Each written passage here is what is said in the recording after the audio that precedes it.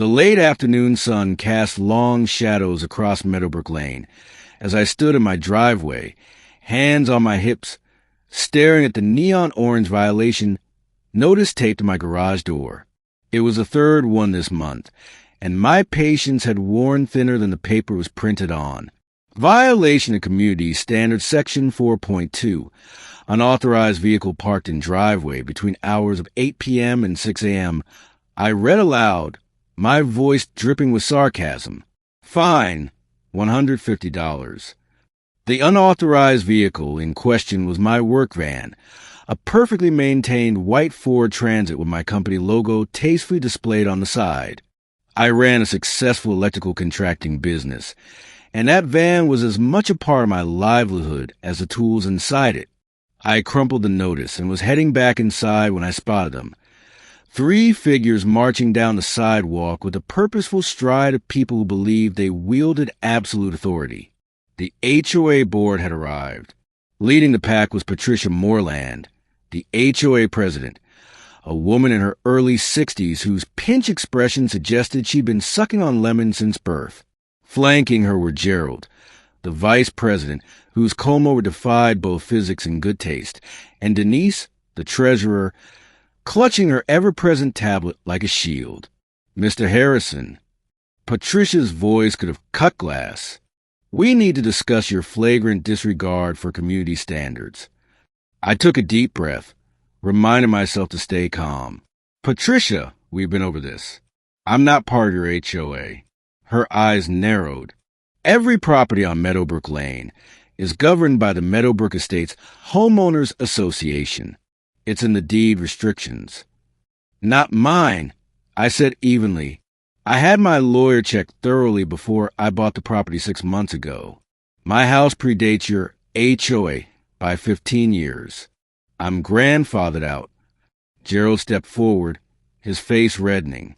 That's absurd. Everyone answers to the HOA. That's how civilized communities function. Civilized communities also function on facts and legal documents. I countered. I'm not trying to be difficult, but I'm simply not under your jurisdiction. Denise began tapping frantically on her tablet. Our records show. Your records are wrong. I interrupted, perhaps more forcefully than necessary. Look, I respect that you all volunteer your time for the neighborhood, but I paid good money to ensure my property was free and clear of HOA entanglements. I work long hours, sometimes overnight shifts. I need my van accessible, and I'm not paying fines for parking in my own driveway. Patricia's face had gone from pink to crimson. This is unacceptable. You can't just decide you're exempt from community rules. We have standards to maintain, property values to protect. Then protect them on properties actually under your control. I said, turning toward my front door. Have a good evening. We're calling the police. Patricia shrieked behind me. You're harassing us. You're creating a hostile environment. I stopped mid-step and slowly turned around. I'm sorry, what? You heard her, Gerald said, puffing out his chest. We'll have you removed for harassment and trespassing on HOA-governed streets. I couldn't help it. I laughed. It wasn't a polite chuckle either, but a genuine, belly-deep laugh that made all 3 of them bristle with indignation. You're calling the cops because I won't pay your made-up fines? Please be my guest. Patricia already had her phone out, fingers stabbing at the screen with righteous fury. I went inside, shaking my head, and watched through my front window as the trio waited on the sidewalk, Patricia speaking animatedly into her phone. 20 minutes later, a patrol car pulled up and Officer Jake Mendez stepped out. I knew Jake. He'd done some electrical work for his family, and we'd gotten along well. I opened my door and walked out before Patricia could monopolize the conversation. Jake. I greeted him with a nod. Marcus, he replied, his expression carefully neutral. Got a call about a disturbance? Patricia rushed forward. Officer, This man is refusing to comply with HOA regulations and has become verbally aggressive toward board members attempting to enforce community standards. Jake pulled out his notepad, more out of procedure than necessity, I suspected. Okay, let's start from the beginning. What's the specific complaint? For the next 10 minutes, Patricia, Gerald, and Denise took turns explaining my various violations. The van, the lawn furniture they deemed inappropriate, the fact that I'd repainted my front door without approval. Their voices overlapped in a chorus of petty grievances that would have been comical if it weren't so exhausting. Jake listened patiently, then turned to me. Your side. I pulled out my phone and opened a folder I prepared for exactly this scenario. I have documentation from my real estate attorney confirming that my property, purchased in March of this year, is not and has never been part of the Meadowbrook Estates HOA. My house was built in 1987. The HOA was established in 2002. The previous owner maintained the exemption, and it transferred to me with the deed. I handed Jake my phone. He scrolled through the documents, his eyebrows rising slightly. Patricia snatched the phone from his hands, a move that made Jake's jaw tighten. This is fabricated. He's lying to avoid his responsibilities. Ma'am, I'm going to need you to return that phone and step back, Jake said firmly.